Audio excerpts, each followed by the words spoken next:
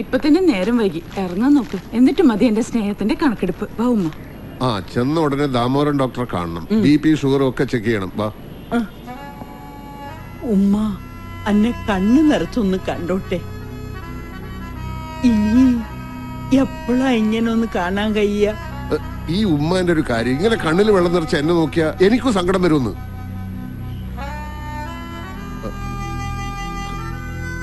വന്നേ.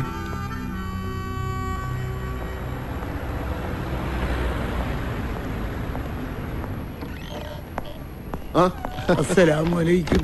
വാലൈക്കും മുസ്സലാം. ഹംസക്ക കാലത്ത് തന്നെ ഇങ്ങ് പോന്നോ? എന്തായി മോനെ? ഞാൻ ഇന്നും എംബസിയിലേക്ക് പോകുന്നുണ്ട്. വേഗം ശരിയാവും. ആ സ്പോൺസർ അറുതി ഓനെ ചതിച്ചതാ. ഓനെ ആരും പറ്റിക്കൂല. അതിപ്പോ എനിക്കും ഹംസക്കും അറിയാം, നിയമത്തിന് അറിയില്ലല്ലോ. 30 കൊല്ലം ഇവിടെ കിടന്ന് ഞാൻ നയിച്ചിട്ടും ഒരു നേർഗതി ഇല്ലാതെ വന്നപ്പോഴാ ഓനെ കൂടി വിസ അയച്ച് വരുത്തിയത്. എന്നിട്ടിപ്പോ ഇവിടെ ജയിലിലെ ഇരുട്ടറേ കിടക്കാനാണല്ലോ എന്റെ മോന്റെ വിധി. എംബസിയിൽ ചിലര് സഹായിക്കാന്ന് പറഞ്ഞിട്ടുണ്ട്. റഷീദിന് പെട്ടെന്ന് റിലീസ് കിട്ടും. ഒരുപാട് ഓടി നടക്കണതല്ലേ, ചെലവുണ്ടാവും. എന്റെ കയ്യില് ഇതേ ഉള്ളൂ. ഇതിനൊക്കെ കാശ് മേടിച്ചിരുന്നെങ്കിൽ ഞാനിപ്പോ ഇവിടുത്തെ ഷെയ്ക്ക് ആയാനെ. കയ്യിൽ വെച്ചോളൂ. ഹംസക്കൊക്കെ കുടിക്കാൻ എന്തെങ്കിലും കൊടുക്ക്. വേണ്ട റസാക്ക്, വിശപ്പോ എന്താവോ ഒന്നും ഇല്ലാണ്ടായിക്കണ്. സ്റ്റോക്ക് എല്ലാം തീരാറായി. കഴിഞ്ഞ തവണ ഇറക്കിയതിന്റെ പേയ്മെന്റ് കൊടുക്കാനുണ്ട്. കൊടുക്കാടോ. താൻ 100 റിയാലിന്റെ റീചാർജ് കൂപ്പൺ എടുക്ക്. കടയിലെ കാര്യം നോക്കാണ്ട് റസാക്ക് ഇങ്ങനെ നടന്നാൽ ശരിയാവില്ല കേട്ടോ.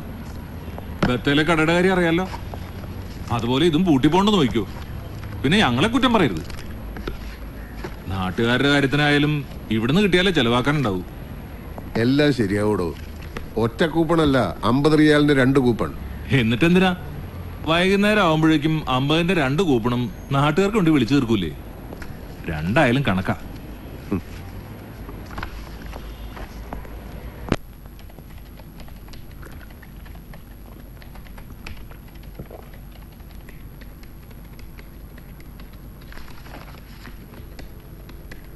എങ്ങനുണ്ട്? എന്തൊക്കെയാ അജിത്ത് ഈ എഴുതി വെച്ചിരിക്കുന്നത്? ഞാൻ പറഞ്ഞ വാർത്തയാണോ ഇത്? ഇതൊരുമാതിരി ഡിറ്റക്റ്റീവ് നോവൽ വായിക്കുന്ന പോലെ ഉണ്ടല്ലോ. ഇത്തിരി പൊടിപ്പും തൊങ്ങൽ വെച്ച് പൊലിപ്പിച്ചില്ലെങ്കിലേ വാർത്ത വായിക്കാനൊന്നും ആളെ കിട്ടില്ല റസാഖെ. യഥാർത്ഥ ജീവിതത്തിന് വായനക്കാരില്ലടോ. മനസ്സിലായി. കഥയും നോവൽ എഴുതി തോറ്റുപോയവരാ ജേർണലിസ്റ്റ് ആവുന്നത് എന്ന് പറയുന്നത് സത്യ. എന്തിനാ അജിത്തെ നിങ്ങളുടെ സംശയവും ഭാവനയും വെച്ച് ഈ പാവങ്ങളുടെ ജീവിതം ഒട്ടിങ്ങനെ തട്ടിക്കളിക്കുന്നത്? സ്പോൺസറെ തല്ലിയതിന്റെ പേരിൽ അറസ്റ്റിലായ ചേർത്തലക്കാരൻ സുരേന്ദ്രനെ പറ്റി വന്ന വാർത്തയിലെ സ്പോൺസറുടെ ഭാര്യയുമായി സുരേന്ദ്രന് ബന്ധമുണ്ടായിരുന്നോ എന്ന സംശയമാണ് വഴക്കിലെത്തിയത് എന്ന് നിങ്ങൾ എഴുതിയില്ലേ? ഒടുവിൽ അത് എവിടം വരെ എത്തിയെന്നറിയാമോ? അതോ നിങ്ങൾക്കത് നിസ്സാരം. സുരേന്ദ്രൻ ശിക്ഷ കഴിഞ്ഞ് നാട്ടിലെത്തിയാലും ഭാര്യയുടെ കൂടെ ജീവിക്കാൻ കഴിയില്ല. ഭാര്യ പോയി. That's interesting. പക്ഷേ സുരേന്ദ്രൻ ജയിലിൽ നിന്ന് ഇറങ്ങുന്ന ദിവസം മാത്രമേ ആ സ്റ്റോറിക്ക് നിലനിൽപ്പുള്ളൂ. 10 മിനിറ്റിൽ കൂടുതൽ ഞാനിവിടെ ഇരുന്നാൽ താൻ എന്നെയും ഒരു കോളം വാർത്തയാക്കി മാറ്റും. അതിനു മുമ്പ് ഞാൻ ഇറങ്ങ. നിക്ക്, ഒരു പുതിയ ന്യൂസ് ഉണ്ട്. കൊടുക്കുന്നതിന് മുമ്പ് തന്നെ ഒന്ന് കാണിക്കാന്ന് വിചാരിച്ചു. ബുറേദയിൽ ഒരു അറബിയുടെ വീട്ടിലെ ഗദ്ദാമയാ. അവിടുന്ന് കുറെ പണവും സ്വർണവും മോഷ്ടിച്ച് 2 ദിവസം മുമ്പ് ചാടിപ്പോയി എന്നാണ് വാർത്ത. വല്ല പരിചയം ഉണ്ടോ നോക്കിക്കേ. അശ്വതി അറിയോ? ഇല്ല. വെണ്ണതോൽക്കുമുടലിൽ സുഗന്ധിയാ വെണ്ണ തേച്ച് നിൽക്കും ഒരു ടിപ്പിക്കൽ മലയാളി പെണ്ണ്. മോഷ്ടിച്ച് കടന്നു കളഞ്ഞാണെന്ന് കണ്ടാ പറയൂ. മരുഭൂമിയുടെ സ്വഭാവം മാറണതും മനുഷ്യന്മാരുടെ മനസ്സ് മാറണതും ആർക്കെങ്കിലും കണക്കൂട്ടി പറയാൻ പറ്റുമോ അജിത്തെ? അത് ശരിയാ. പേരും പാസ്പോർട്ടിലെ ഡീറ്റെയിൽസും മാത്രം വെച്ച് ഒരു സ്റ്റോറിക്കുള്ള സ്കോപ്പ് ഇല്ല. കുറച്ചുകൂടി ഇൻഫർമേഷൻ കളക്ട് ചെയ്യണം. താനൊന്ന് ശ്രമിച്ചു നോക്കട്ടെ. എന്തായാലും താൻ സ്വന്തമായി കഥയുണ്ടാക്കി ഇതും ഡിറ്റക്റ്റീവ് നോവലാക്കണ്ട. കഥയേക്കാൾ വിചിത്രമായ ജീവിതം ഉണ്ടാവും നമ്മൾ അറിയാത്ത പല മനുഷ്യർക്കും.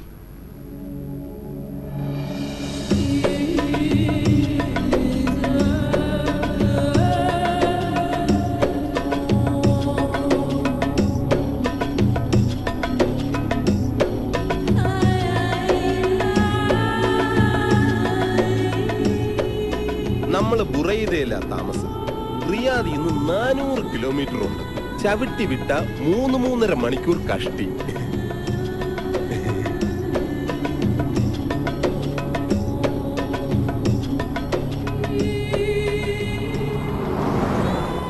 നിങ്ങൾ കാഴ്ചയൊക്കെ ശരിക്കും കണ്ടോ? അറബിയുടെ വില്ലേന്റെ അകത്ത് കയറിയാ പിന്നെ പുറം ലോകം കാണുന്നത് തിരിച്ച് എയർപോർട്ടിൽ പോകുമ്പോഴാവും. പെങ്ങൾക്ക് വിശക്കുന്നുണ്ടാവുമല്ലേ? 1.5 ദിവസം എയർപോർട്ടിൽ ഇരുന്നതല്ലേ? സാരില്ല. വഴിയിൽ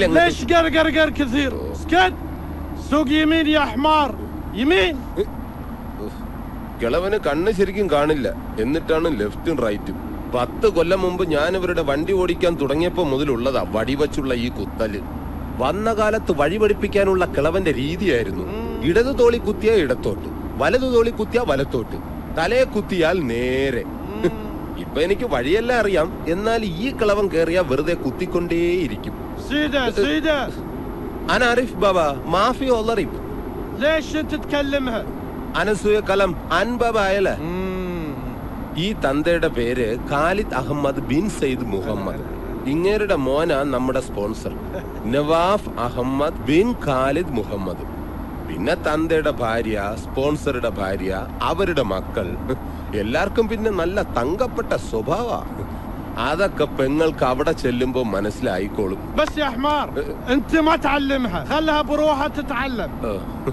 ഞാനൊന്നും പറയണ്ട, ഇനി പെങ്ങളെല്ലാം താനേ പഠിച്ചോളൂന്ന്.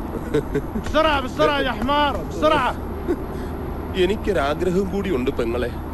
ഈ കള്ളക്കളവനെ വണ്ടി ഇടിച്ച് കൊന്നിട്ട് സൗദി ജയിലിൽ പോയി സുഖമായിട്ട് കിടക്കണം.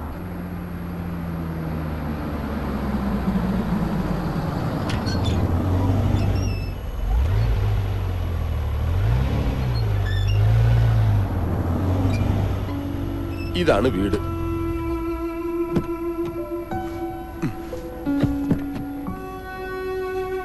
പെങ്ങളെ ഇറങ്ങി വാ.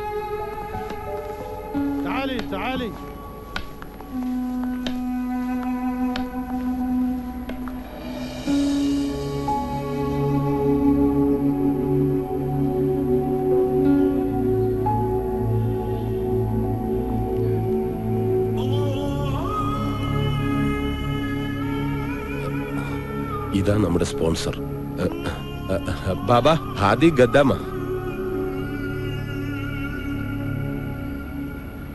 جيب الجواز. جواز باسبورت. പാസ്പോർട്ട് കൊടുക്കാൻ.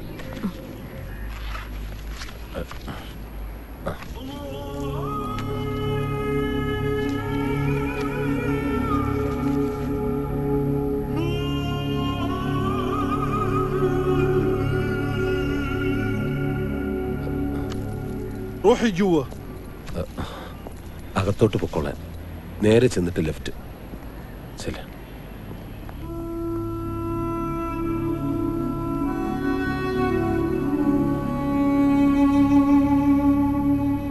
عسى ما تأخرت عليكم. لا ما هي مشكلة.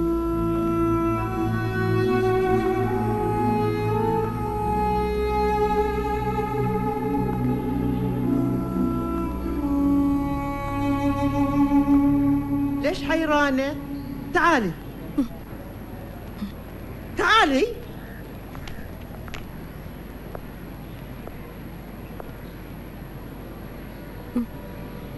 سميرة هذه الخدامة الجديدة. ايش اسمك؟ قولي لي ايش اسمك؟ Your name.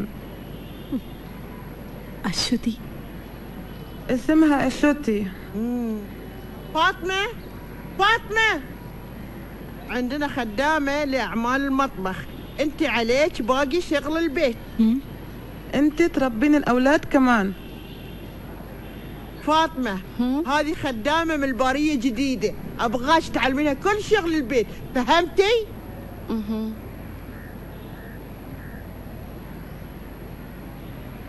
دليها الغرفة وأعطيها عباية تلبسها.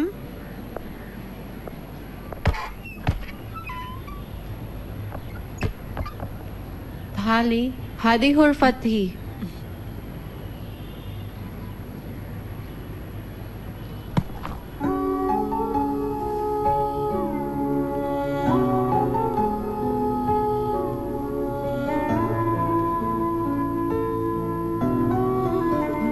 ساري هذا حلو هلايكي. أنا شفت فيه فيلم هندي.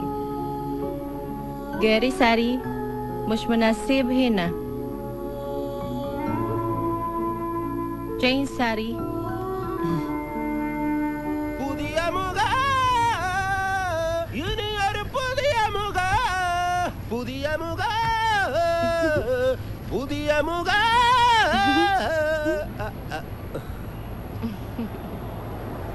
കൊള്ളാലോ. പെങ്ങളെ കാണാൻ ഇപ്പൊ നല്ല മൊഞ്ച്. പൊന്നാനി പോയി മാർക്കം കൂടിയ പോലുണ്ട്. أشوتي أنت جميلة السينة سبيكي. ഫാത്തിമ പറഞ്ഞത് വല്ലതും മനസ്സിലായോ? എനിക്ക് ആര് പറഞ്ഞതും മനസ്സിലാവണില്ല. സാരമല്ല, പതിയെ പഠിച്ചോളും. ഞാനും ആദ്യം ഇങ്ങനെയൊക്കെ തന്നെ ആയിരുന്നു. സ്പോൺസറുടെ ഭാര്യ വിളിക്കുന്നു. ഫസ്റ്റ് ഡേ അല്ലേ, സൂക്ഷിച്ച് ചെല്ല്. പുതിയ മുഖ പുതിയ മുഖ.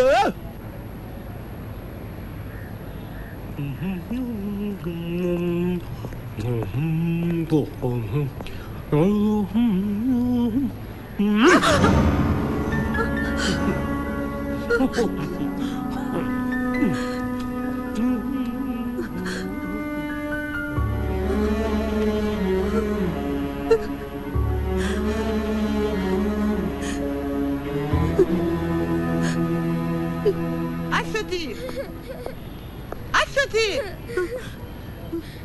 انت كنت فين؟ كم هي؟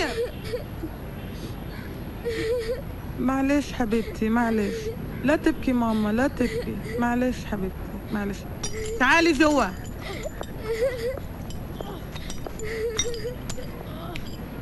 خلي عينيك على بدر وخذيه غسليه، بعدين نظفي البلاط. Take him and wash, then clean the floor. Understand?